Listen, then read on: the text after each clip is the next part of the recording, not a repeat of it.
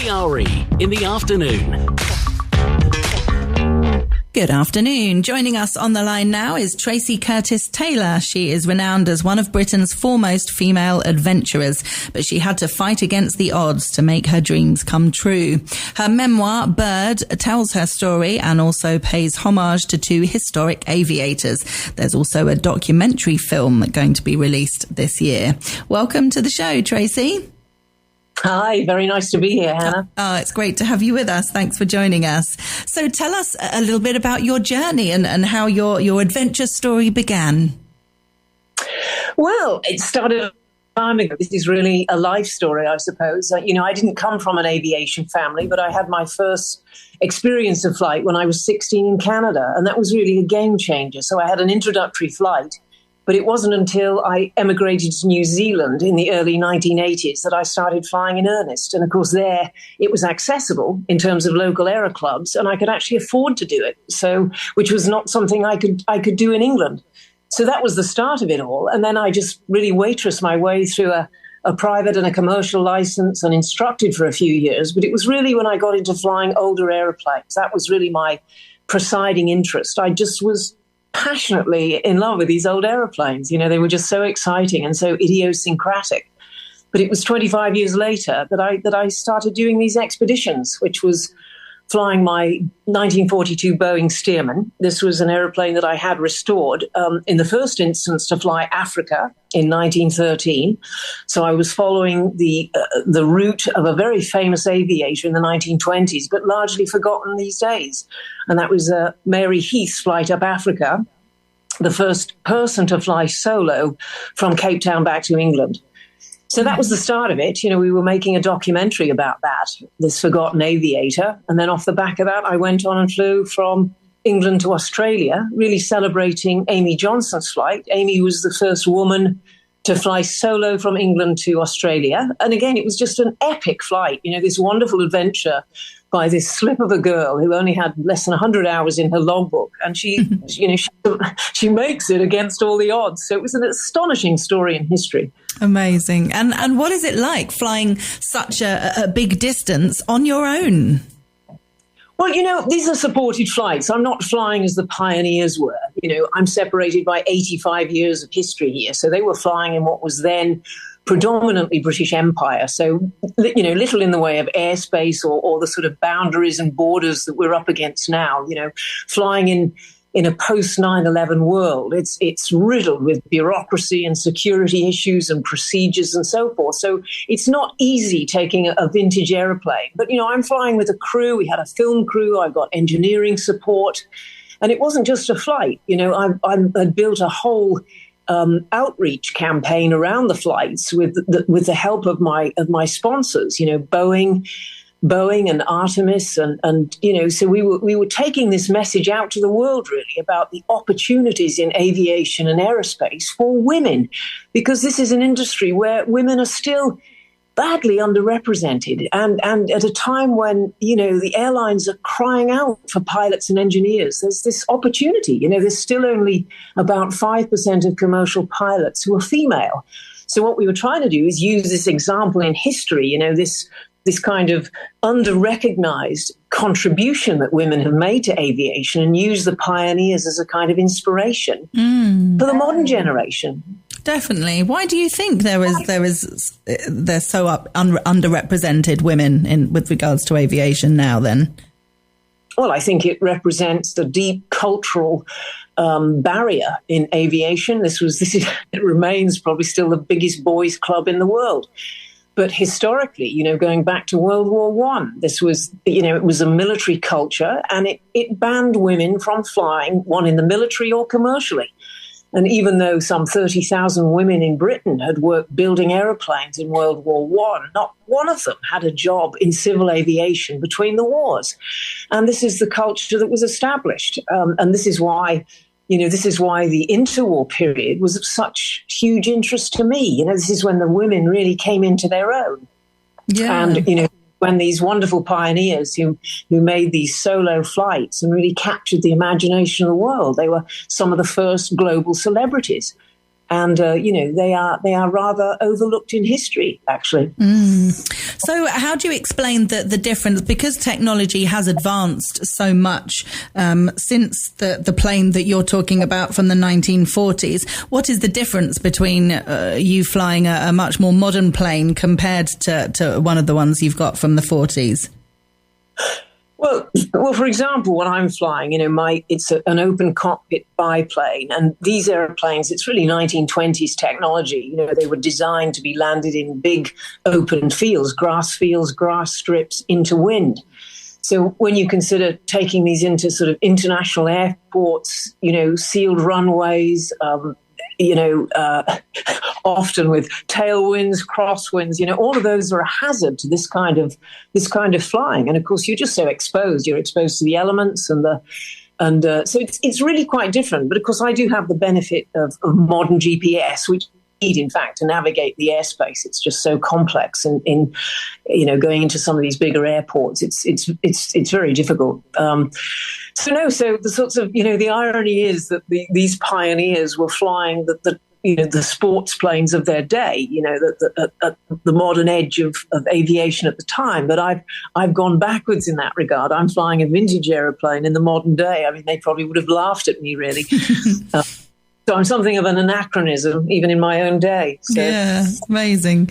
And how much, as a pilot, are you massively relying on the likes of air traffic control? As you say, the air space is much busier now than it used to be. I guess you have to listen to them all the time in terms of where you can go, where you can't go, when you can land, when you mustn't land.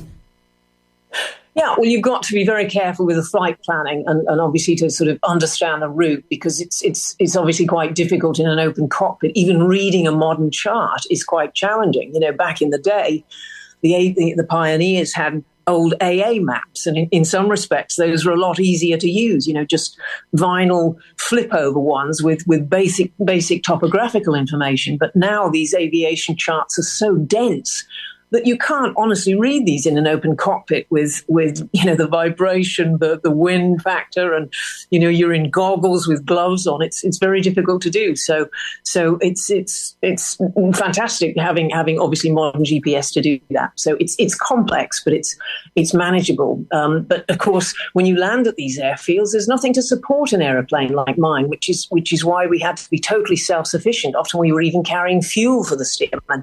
So we take all the oil supply. We'd have the tooling and the spares. So we had to be completely self-sufficient in how we supported this aeroplane, which of course the pioneers didn't have to do. They could, landing through the British Empire, there was engineering support, fuel and oil, and so forth. So in some respects, it was easier doing it then than it is now. And have you ever had any kind of hair-raising moments up in the air? Lots of them. Not so much in the air. I mean, one of the biggest challenges with open cockpit flying, I mean, I'm a relatively slow. I'm only going 85 miles an hour here. So with a headwind, sometimes I'm going slower than a car on the highway. And I can only I've got a range of just under 400 miles, so I have to keep landing. So, for example, with the flight to Australia, that was 62 stops, over through 23 countries. So that just gives you an idea of the logistical planning behind all of this. Wow. So of course there are, so weather is the biggest concern. Closing in, whether the closes in, the wind and turbulence. You're flying into an airfield. You're always concerned, at the crosswind factor, which is a big hazard in these airplanes. They don't have the crosswind tolerance that modern aircraft have.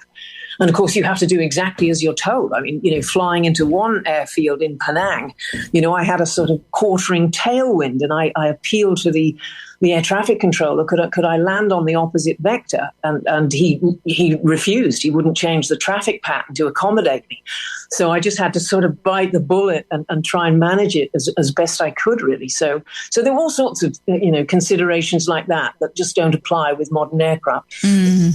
And I was in a small aeroplane a few times, and I remember one of the pilots explaining that, you need to be really careful flying into dense cloud, because it can be very kind of disorienting quite quickly, you know, with the gauges kind of flicking about all over the place, and, you know, you can lose your bearings quite easily. But sometimes, obviously, it's unavoidable.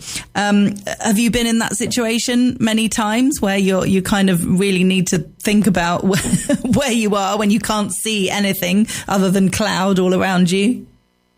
Well, first and foremost, the flying that I do is what's called visual. It's VFR, visual flight rules. So I can't fly my aeroplane at night or in cloud, and that's illegal.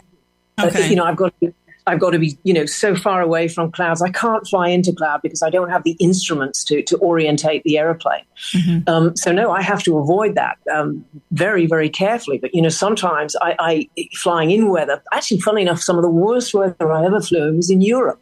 You know, in Romania, flying through a huge system there, you know, as we set off from Hungary, you know, on one of the first legs into, you know, on the Australia flight.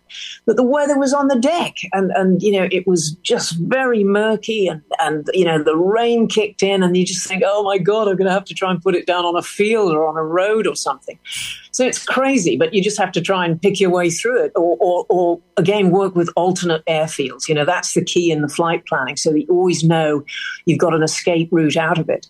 But when you're under pressure to get to places, which is what we were with the expeditions, you know, everywhere I went, there was media, I had outreach commitments and speaking engagements. So there was an enormous pressure to stick to the time frame. But normally, you know, flying this, you just make the decision, I'm not taking off. I'm not going to fly today because it's too dangerous. It's too risky. So you've got to be very, very careful. And flying in an open cockpit in the rain can't be that much fun. No, you do. You know, actually, because you get the slipstream from the propeller, the cockpit is more sheltered than you'd think. But obviously, you do get wet. You do get cold.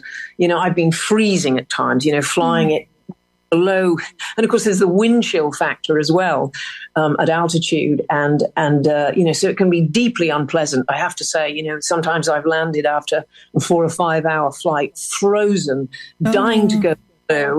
You know, just exhausted by it, you know, the hammering elements, really. But it's just so exciting, though. You know, once you do this kind of flying, you never want to do any other kind, frankly. Well, I was going to ask you that. Have you never thought about wanting to fly a commercial jet, a much bigger aeroplane? Well, you know, when I was doing my early flying training in New Zealand, you know, I did my commercial license and I instructed, and then I worked in aerial photography and mapping. And I was really weighing up whether to try and, you know, make a bid for the airline. But I was already in my sort of early 30s. I didn't have the money to go and do a multi-engine instrument rating. You've got to be pretty sure you're going to pursue a career in that.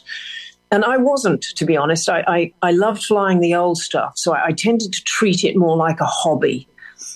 So I you know, which is how I feel about it now. It's really vocational in a sense, but no, I was never particularly drawn to airline flying. I wasn't interested in instrument and procedural flying. I like the handling side of it. You know, I like doing aerobatics. I like the old aeroplanes, the tail draggers. You know, it was much more fun, frankly. And this was real flying. So no, I wasn't. You know, maybe I should have done that. I have not exactly regret, but I just look back on it and think, gosh, what, you know, I could have had a career at this, but I was a bit of a late starter. Yeah. And tell us about this documentary that's being made then. Well, this has been, you know, several years in the pipeline, really. You know, it's a difficult and expensive process. You know, it's taken me 3 years to write this book, Bird. And the documentary has been developed in parallel with that. So, you know, obviously what you can do in a film is not what you do in a book. You know, there's 110,000 words in the book. So there's obviously a lot of scope to tell your backstory and how you got into this. And then, of course, the expeditions and, you know, woven through with the historical story. But the documentary is much more focused on, you know, the flying, you know, the visuals of taking this aeroplane such distances and low level over some of the most spectacular terrain on the planet. Because, of course, when the pioneers were flying in the 20s and 30s, you know, none of it was filmed. So we don't have any documentary, photographic evidence of all this. They take stills sometimes from the cockpit. But, one of the questions that people ask me most is, what's it like to fly an aeroplane like this? So what we try to do in the film, I have four cameras on my aeroplane, on the wing, on the tail. And we also had, a support aircraft which had a camera crew. So we're trying to do air-to-air filming and also filming from my aeroplane to capture a really visceral sense of what it's like to do this at such low level. And I'm really flying the terrain here. People think you're up at several thousand feet. I'm not.